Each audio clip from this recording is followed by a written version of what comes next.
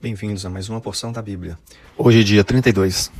Lucas capítulo 23, versículos 1 ao 25. Em seguida, o grupo todo se levantou e levou Jesus para Pilatos. Lá começaram a acusá-lo, dizendo: pegamos este homem tentando fazer o nosso povo se revoltar, dizendo a eles que não pagassem impostos ao imperador e afirmando que ele é o Messias, um rei. Aí Pilatos perguntou a Jesus: você é o rei dos judeus? Jesus respondeu: quem está dizendo isso é o Senhor. Então Pilatos disse aos chefes dos sacerdotes e à multidão: não encontro nenhum motivo para condenar este homem. Mas eles insistiram: ele está causando desordem entre o povo e em toda a Judéia. Ele começou na Galiléia e agora chegou aqui. Ouvindo isso, Pilatos perguntou: este homem é da Galiléia? Quando soube que Jesus era da região governada por Herodes, Pilatos o mandou para ele, pois Herodes também estava em Jerusalém naquela ocasião. Herodes ficou muito contente quando viu Jesus, pois tinha ouvido falar a respeito dele e fazia muito tempo que queria vê-lo. Ele desejava ver Jesus fazer algum milagre. Então fez muitas perguntas a Jesus, mas ele não respondeu nada. Os chefes dos sacerdotes e os mestres da lei se apresentaram e fizeram acusações muito fortes contra Jesus. Herodes e os seus soldados zombaram de Jesus e o trataram com desprezo, puseram nele uma capa luxuosa e o mandaram de volta para Pilatos.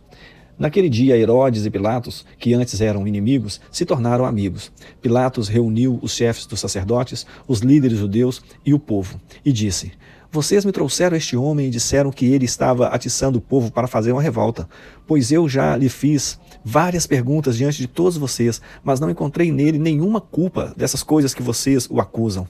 Herodes também não encontrou nada contra ele e por isso o mandou de volta para nós. Assim, é claro que este homem não fez nada que mereça a pena de morte. Eu vou mandar que ele seja chicoteado e depois o soltarei. Na festa da Páscoa, Pilatos tinha o costume de soltar algum preso a pedido do povo. Aí toda a multidão começou a gritar: mate esse homem, solte Barrabás para nós. Barrabás tinha sido preso por causa de uma revolta na cidade e por assassinato. Então Pilatos, querendo soltar Jesus, falou outra vez com a multidão. Mas eles gritavam mais ainda: crucifica-o, crucifica-o. E Pilatos disse pela terceira vez: mas qual foi o crime dele? Não vejo neste homem nada que faça com que ele mereça a pena de morte. Vou mandar que ele seja chicoteado e depois o soltarei. Porém, eles continuaram a gritar bem alto, pedindo que Jesus fosse crucificado, e a gritaria deles venceu. Pilatos condenou Jesus à morte, como pediam, e soltou o homem que eles queriam, aquele que havia sido preso por causa de revolta e de assassinato, e entregou Jesus para fazerem com ele o que quisessem. Gênesis capítulo 41. 2 anos se passaram.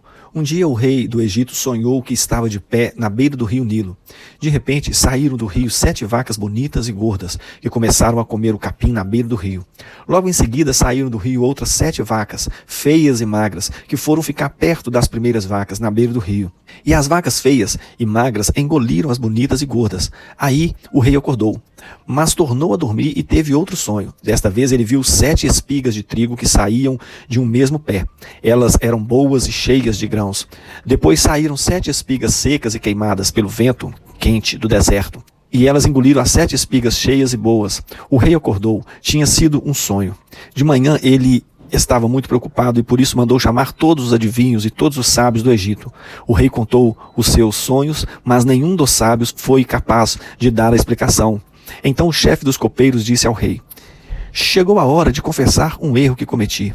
Um dia o Senhor ficou com raiva de mim e do chefe dos padeiros e nos mandou para a cadeia, na casa do capitão da guarda. Certa noite, cada um de nós teve um sonho e cada sonho queria dizer uma coisa.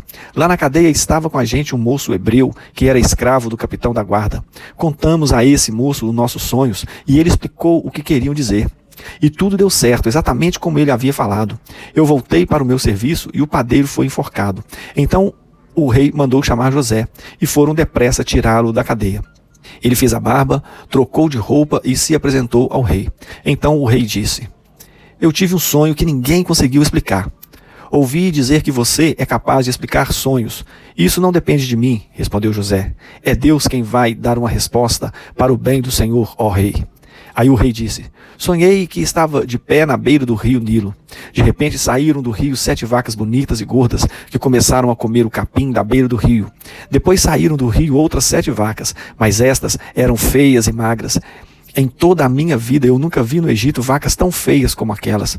E as vacas feias e magras engoliram as bonitas e gordas. Mas nem dava para notar isso, pois elas continuavam tão feias como antes. Então eu acordei. Depois tive outro sonho. Eu vi 7 espigas de trigo, boas e cheias de grãos, as quais saíam de um mesmo pé.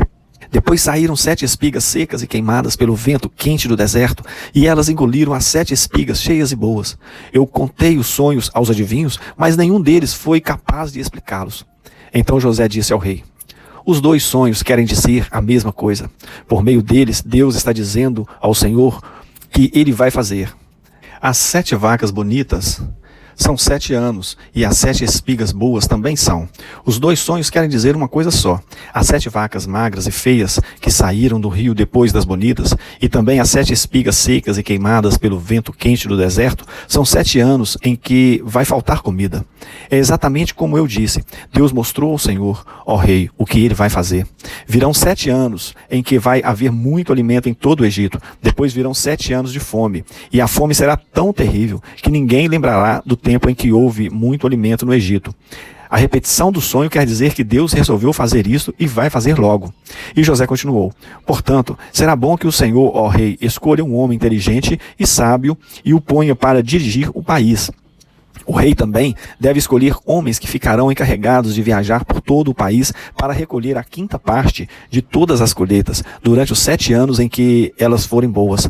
Durante os anos bons que estão chegando, esses homens ajuntarão todo o trigo que puderam e o guardarão em armazéns nas cidades, sendo tudo controlado pelo Senhor. Assim, o mantimento servirá para abastecer o país durante os 7 anos de fome no Egito, e o povo não morrerá de fome. O conselho de José agradou ao rei e aos seus funcionários, e o rei lhe disse: não poderíamos achar ninguém melhor para dirigir o país do que José, um homem em quem está o Espírito de Deus. Depois virou-se para José e disse: Deus lhe mostrou tudo isso, e assim está claro que não há ninguém que tenha mais capacidade e sabedoria do que você. Você vai ficar encarregado do meu palácio, e todo o meu povo obedecerá às suas ordens. Só eu terei mais autoridade do que você, pois sou o rei. Neste momento, eu o ponho como governador de todo o Egito. Então, o rei tirou do dedo o seu anel senete e o colocou no dedo de José. Em seguida, mandou que o vestissem com roupas de linho fino e pôs uma corrente de ouro no pescoço dele.